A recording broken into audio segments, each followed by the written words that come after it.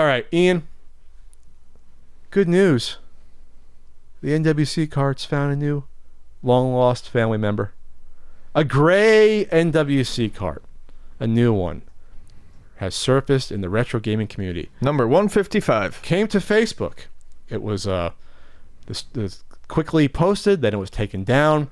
It was already resold. We found out by the person who found it. So I'm going to run you through what happened.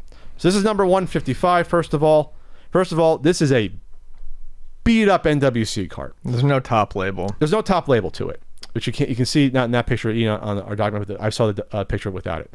So it's good it has a label, because there are 2 or 3 that don't have a label, like the famous Mario one that I saw in person at Missouri Game Con last year. Was it that one I saw? The other one without a label? I think it was the Mario one, but I saw one without a label. So that's good, but this is still in the lower tier of NWC carts because of the top label being missing, and it's worn too. You can see it's worn here. So what happened, Ian, with this cart? I got 2 independent reports from this, so this is I'm pretty much believing this. So it was originally found. It was the dream, Ian. It was a dream of all retro game collectors, and this fellow, nice enough to tell me about the story, Daniel, even went into this about this is what keeps the dream alive as you're a retro game collector. You go to a yard sale, right? Just a yard sale, and you see NES games laid out, and you just buy them, and you take them back, and you see the NWC cart, and you get the game for I think it was $3. Jeez. And that's it. The dream fulfilled, Ian. If you're a game collector, dream fulfilled. So that's what happened. This was found at a yard sale by the original seller. And I do have, I think, a picture somewhere. I downloaded it of the original seller, but I'll keep the identity private of the original seller. There. It was traded in then, or sold, to a game store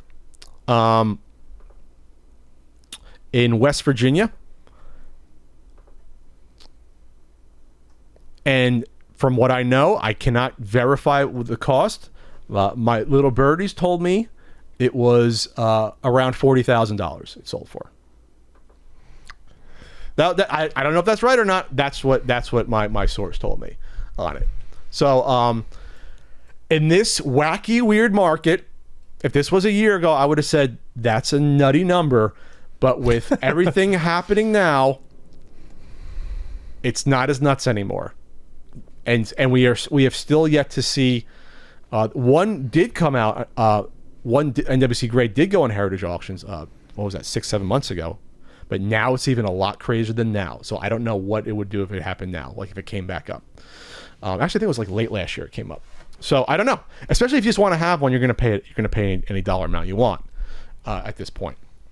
Or maybe they're going to put on Heritage Auctions to see if they get $100,000 for it, double their money. I don't know. But these are still out there. We spoke about the ones. Was it last year that 2 were found?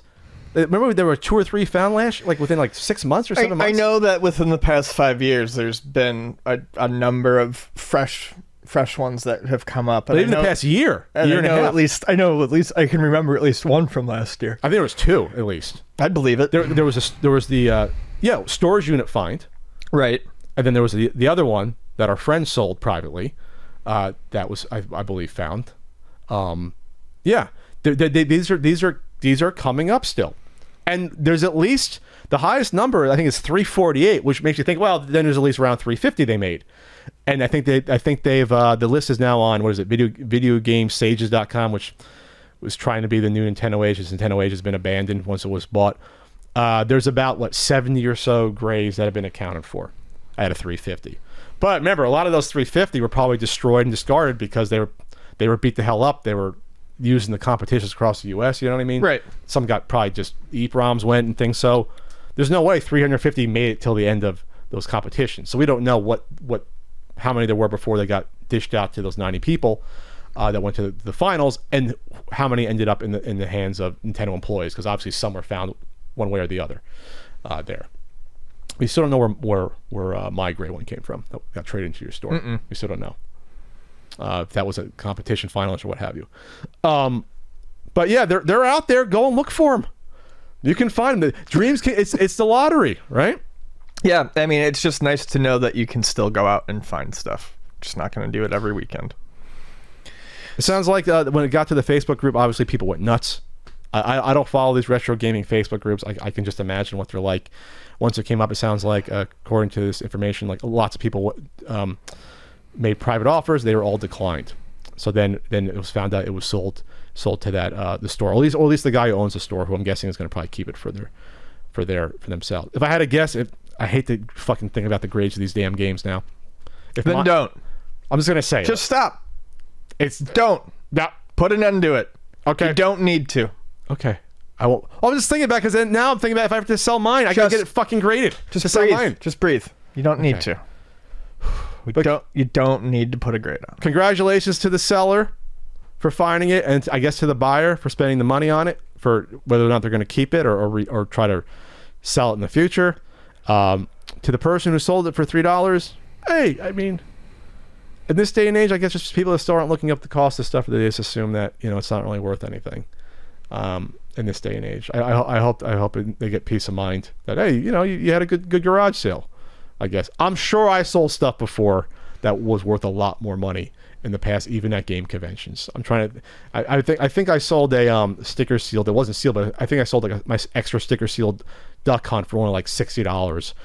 In that condition, they probably went for like several hundred. You know, at SoCal last year. Because I remember that one sold. The Gyromite didn't. The extra one. And that was right when those prices started to creep up. You know, so these things happening. You ever sell anything that was probably worth a lot more in retrospect? At the time? Not really. Although, I mean, when I sold